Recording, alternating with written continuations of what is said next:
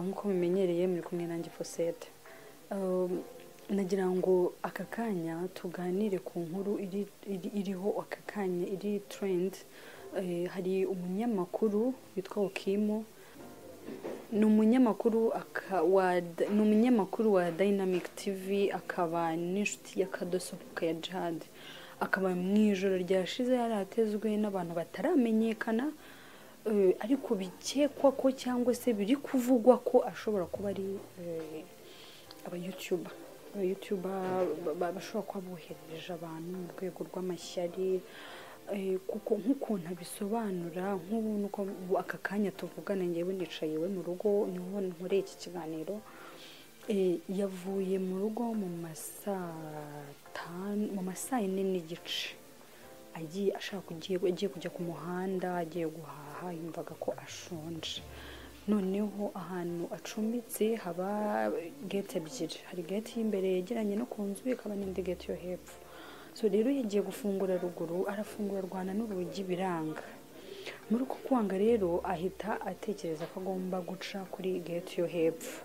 Muri uko rero guca kuri gate yo hepfo, agisohoka yise kubitana n'abantu ntibaramenyekana. Icyo yambwiye ko bari bambaye amamasike, bari batangira kurwana nawe, bamutera ibyuma, baramukomeretsa. Ubu ngubu ku butwi bamuteyeho icyuma ku butwi, baramukomeretsa ku gahanga. Ubu ngubu ntabwo ameze neza habe na gatoya. Ni ukuri byanteye kwibaza, ndibaza ese koko birakwiye koko nk'abantu bahuriye mu mwuga umwe ko ayo mashyari akwiye kubaho n'urwango? Ntabwo biba bikwiriye. Ntekereza ko nta muntu n'umwe uza kuri YouTube agambiriye kugira ngo ajyane urwango na mugenzi we. Hoya, byakabaye byiza buri wese aje gushakaho amafaranga, aho kugira ngo abantu bakuze urwango, ahubwo bagashyira hamwe. Cyane cyane ko Okimo ni umuntu utagikunda kugaragara kuri kamera, aba ari inyuma ya kamera aganira na Jihad. Ni umuntu ucisha make mu buzima busanzwe, ni umuntu uri sociable ku bantu bose. Mbese abamuzi baramuzi ko ari inshuti nziza. Ni ukuri iyi ni inkuru y'akababaro ibabaje. Ntekereza ko ntabwo byari bikwiriye, ni ukuri ntabwo byari bikwiriye.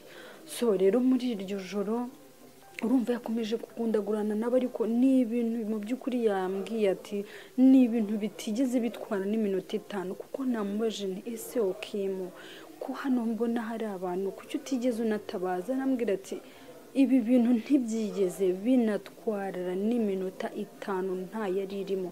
Nasohotse bameze nkaho banyiteguye. Ndamubaza nti se kubera iki, bashingira kuki? Ambwira yuko bashobora kuba bari kuri iyo gate ya ruguru, bakumva ari gufungura, babona biranze, baramanuka bajya kumutegera kuri iyo yo hepfo. Akongera ati cyangwa bakaba hari abari bari ruguru n'abari bari hepfo, bakaba bari guhana amasire. Ati kuko nasohotse gutya bahita bagwamo, bahita batangira kumputagura ibyuma. Gusa nawe yagerageje kwirwanaho, ariko kuko pe yataza kuba ari umusore, murabibona namwe ku mafoto, n'umusore ateruye ibyuma, yaza kuba nako kantu ko kujya muri gym katarabayeho. Ubu tuba tuvuga iyindi nkuru, tuba turi kuvuga iyindi nkuru itari nziza muri aka kanya. Gusa turashima Imana yamurinze pe kuba ubu ngubu ameze neza. So rero ubwo muri uko kugundagurana nabo, hari undi munyamakuru ukora kuri 3D TV, yaraje kumureba iwe mu rugo. So rero yaje ahita amusanga, ngo urumva byabaye iminota mike ibyo bakoraga byose babikora vuba. Barangije bahita bamutaho ngaho barigendera. So rero Okimo asigara havirirana amaraso menshi cyane. Hari amashusho tutashyira hano kuri kamera, ariko pe imyenda yari yambaye yose yuzuye amaraso.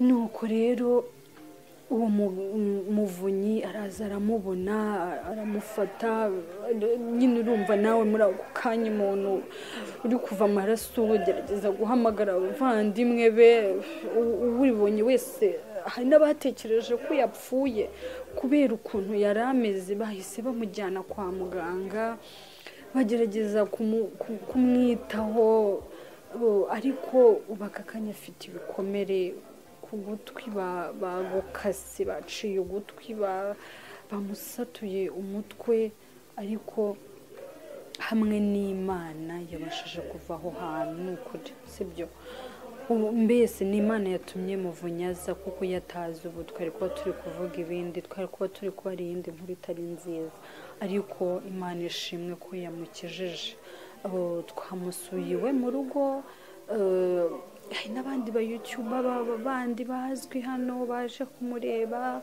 kuko n'umuntu ubana n'abantu neza gusa buri muntu wese uri kuhagera ari guhita gushaka akantu ko kuvuga ngo uru ni urwango ni ishyari n'aba YouTuber bashobora kuba babikoze nta bandi buri muntu abenshi niko bari kuvuga kubera gukeka ariko gusa batanze ikirego kuri RIB batanze ikirego mu gitondo ejo azajya kuri forensic bagende bapime kuko yavugaga ko abo bantu bari bambaye amamasike hari ubundi buryo ntekereza ko Rwanda Forensic Laboratory izakoresha kugira ngo ibashe kumenya abo bantu abo bagome abo bagizi ba nabi baba bahemukiye ukimukura aka kageni bafashe telefone ye impamvu mvuga ko ibi bintu ari ubugome abantu ntibatwaye ibyo ufite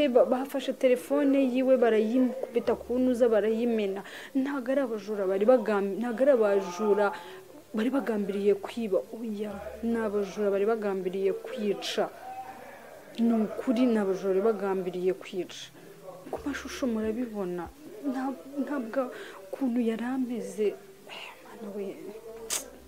ntabwo bikwiriye abanyarwanda ni ukuri ntabwo bikwiriye tugerageze tubane neza amahoro niba hari serivisi ukeneye gukorera umuntu yimukorere nawe agufashe ntabwo igisubizo ari ukujya hariya ngo duhangane dushyiremo no kwicana ni ukuri ntabwo bikwiriye ni ukuri aho gasoza iki kiganiro isabira ukimu gukira vuba akagaruka mu kazi wamererwe neza kandi twizeye ko dufite inzego z'umutekano zishoboye akazi birakora cyane twizeye neza kandi tudashidikanya yuko bazadufatira aba bagizi ba nabi bakoze ibi bintu kandi ni ukuri bizaba byiza kugira ngo hamenyekane n'amakuru niba kuko batari abajura ari abagizi ba nabi bagambiriye kumwica hamenyekane uwari wabatumye rero ubu ngubu akazi kose tukari mu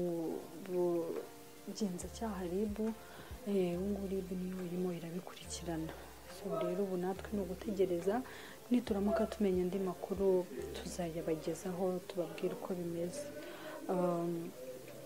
muri kubibona kuri kamera namusuye mu burwayi bwe bwose aragerageza guseka akavugisha abantu baje kumusura ukimo nka Mpoza Stories turakwifuriza gukira vuba turakwifuriza kugaruka mu kazi Imana ikomeze kurinde kandi ikwiteho igufashe umererwe neza kasoza iki kiganiro ushimira abantu twabanye kuva gitangiye kugeza kirangiye umuntu utarakora subscribe tujye tubana mu biganiro byacu bya buri munsi Imana ikomeze ibarinde ibahe umugisha kandi ibiteho murakoze cyane.